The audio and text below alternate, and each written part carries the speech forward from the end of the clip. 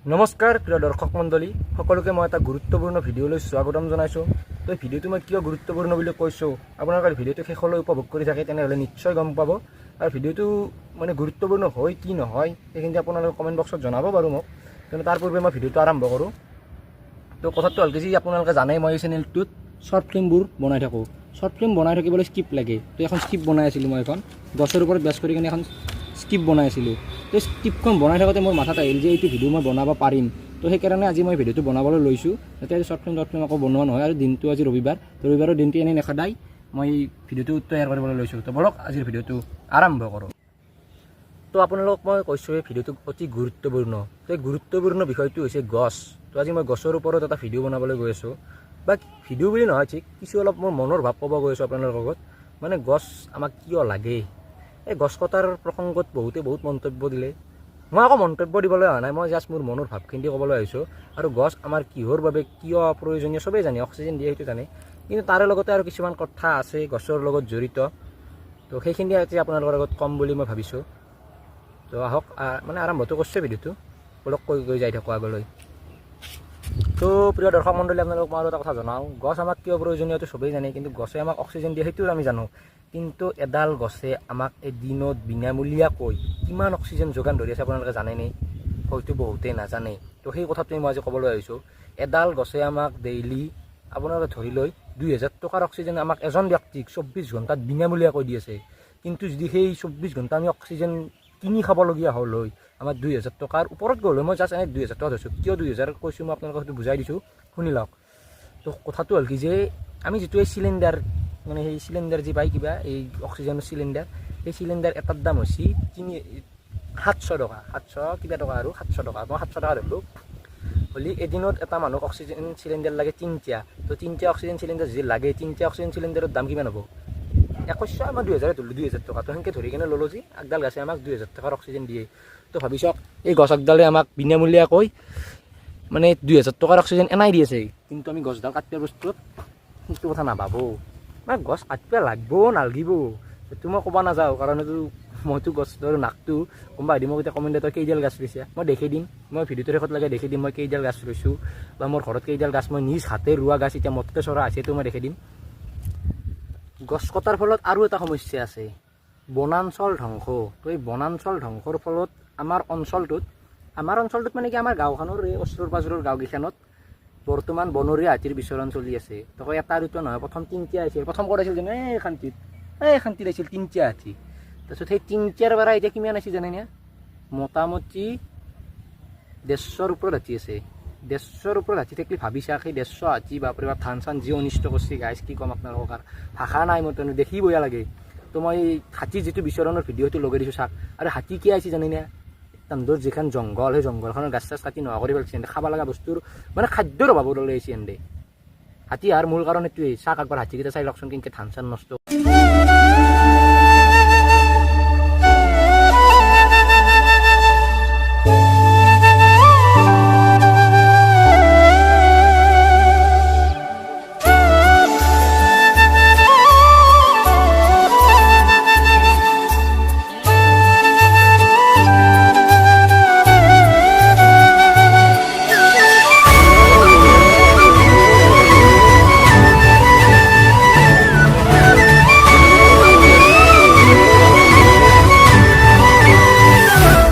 Guys আপোনালোকেতো হাতীৰ ভিডিঅ'টো চালাকে,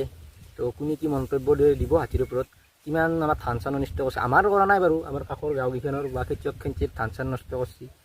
শান্তিৰ কথাটো আৰু মই আকৌ ক'ব নাযাওঁ, হাতী আহিছে কাৰণ সিহঁতৰ খাদ্যৰ অভাৱতে ওলাই আহিছে। মই কথা পাতি আছিলোঁ গাছৰ ওপৰত, আহক আমি গাছৰ প্ৰসংগত বেলেগ ঘূৰি আহোঁ। এই আপোনালোকক এই দীঘলী পুখুৰী পাৰৰ যিটো গাছ কটাৰ ঘটনা, সেইটো কিমান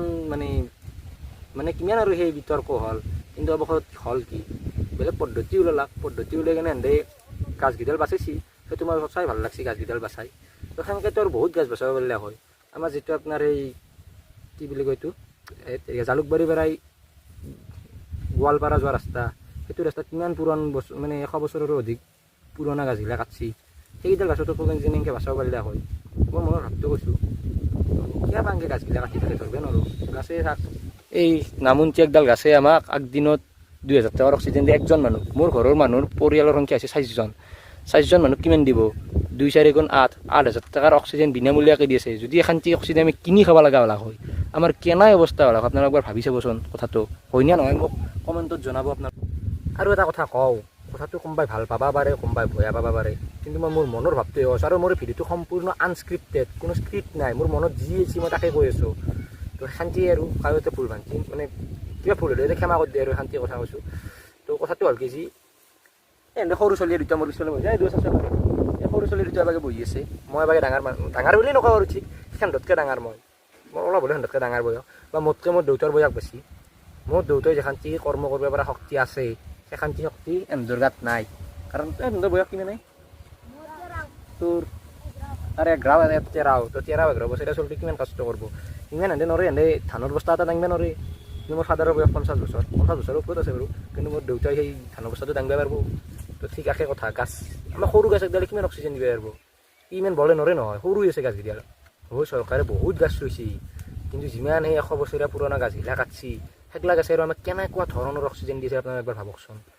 তো ভাবিব লাগে এইটো কথা অলপ নামুন্তি গাছ একডালে আমাক কিমান অক্সিজেন দিব কিন্তু সেই ডাঙৰ গাছডালে আমাক বহুত অক্সিজেন দিব পাৰে কাৰণ তাৰ শক্তি আছে শান্তি সৰুডালৰ সিমান শক্তি হোৱা নাই হ'ব যদি সি নমৰি বাচি থাকে তাৰ 50 বছৰ পিছত সেনেকুৱা মানে হেৰি অক্সিজেন যোগান ধৰিব পাৰিব কিন্তু সেই 50 বছৰটো আমি কেনেকৈ চলিম অক্সিজেন নোহোৱাকৈ এইটোও ভাবি চাব লাগে ইয়াৰ লগত মই আৰু এটা কথা কওঁ আপোনালোকক এই যি চৰকাৰে যি গাছ ৰুবৰ কাৰণে গাছ ৰুব যে দিছিল 10,000 টকাকৈ দিম বুলি কৈছিল তাৰে 10,000 টকাৰ লগত কিনি আনি যি গাছ ৰুলক বাপা ঐ একেদিন গোটেই গাছ এনেই পাগলা কৰি দিছিল আমাকো দিছিল বাপা ঐ ফটো মাৰি দিব লাগিব কিবা কৰিব লাগিব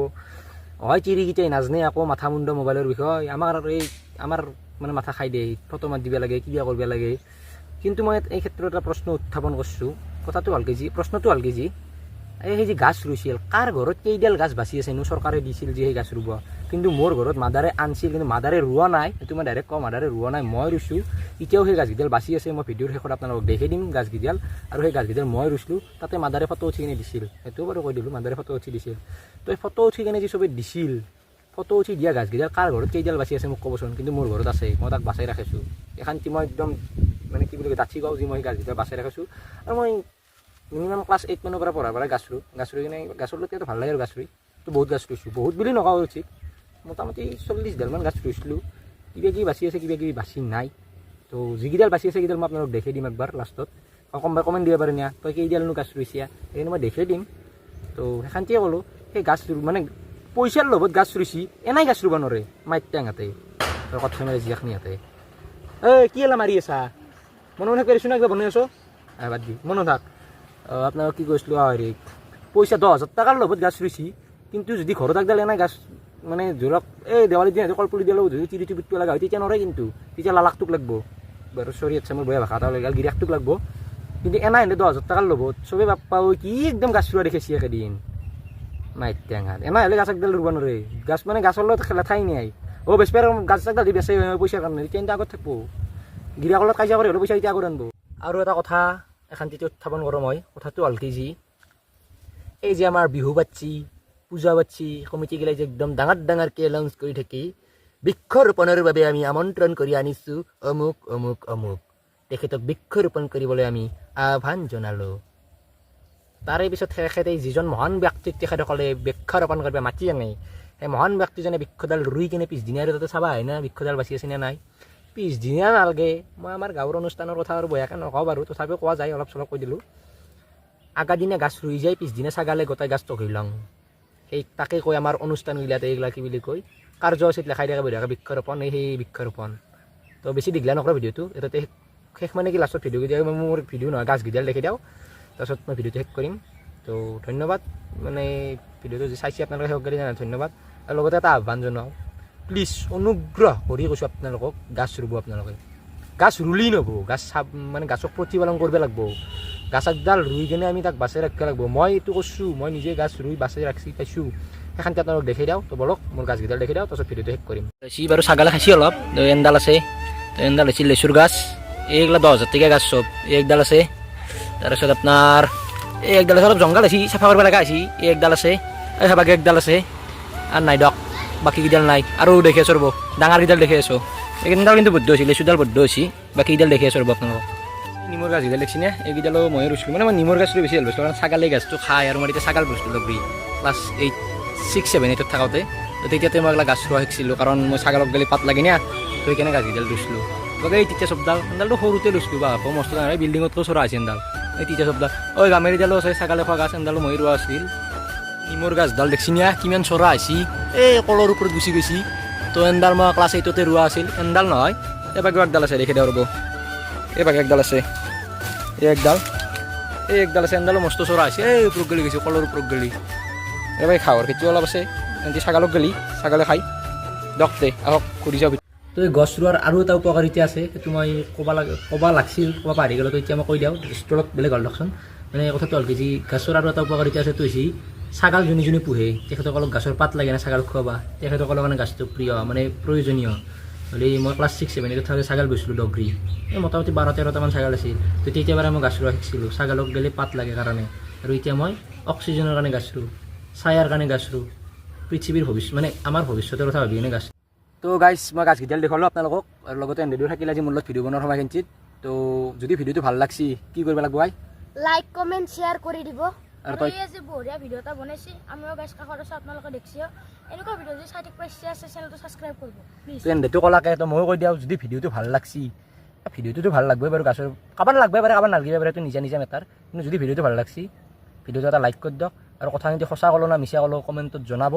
আৰু লগতে যদি এনেকুৱা ধৰণৰ ভিডিঅ' বা আমাৰ শ্বৰ্ট ফিল্ম বা ভ্লগ নতুবা শ্বৰ্টছ এইগিলা চাই থাকিবৰ ইচ্ছা আছে আমাৰ চেনেলটো কি কৰিব লাগিব like comment subscribe like comment video' দিয়ে কৰিব চেনেলটো কি কৰিব সাবস্ক্ৰাইব কৰি থ'ব আৰু কাষত থকা বেল আইকনটো দবাই থ'ব ধন্যবাদ জয় অসম।